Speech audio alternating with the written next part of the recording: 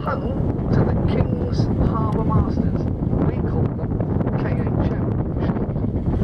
Now they have total control of every vessel's movement in and around this port, from the smallest workboats right up to the largest of the cross-channel ferries. Always watching with radar and CCTV. And they have Ministry of Defence police who patrol 24 hours a day. But on this jetty opposite us, back in April of 1956, tied up side by side were three big Russian warships, and on board one of them was President Khrushchev. This is the last time a very famous diver, Commander Buster Crabbe, was seen alive. Now, acting against the wishes of the then Prime Minister, MI6 ordered Commander Crabbe to dive beneath the Russian ships to examine the rudders and propellers. He's never seen again. We accuse the Russians of foul play. They just accuse us of spying, and they always deny right up to this day any involvement in Commander Crabbe's disappearance. The blue building here was the waiting room of a Victorian railway station.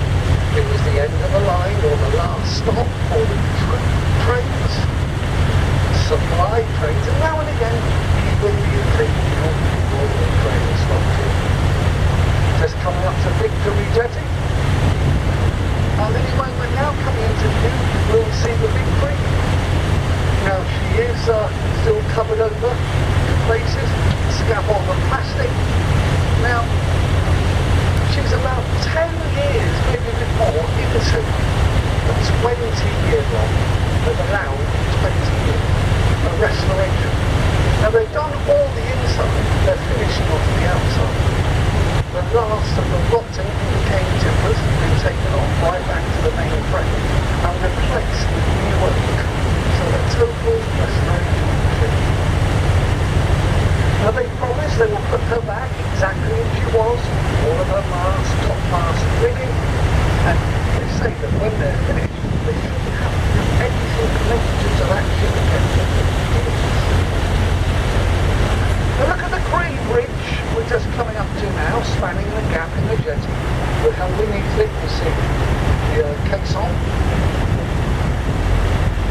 Now that's leads you back to number 1 dry dock, the oldest dry dock anywhere in the world today.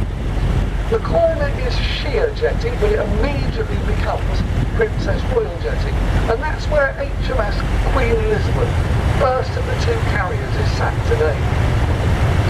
284 metres long, 39 metres wide at the waterline, 73 metres wide upon the top deck. Now, a full quota of aircraft is 36, but they can easily manage up to 70.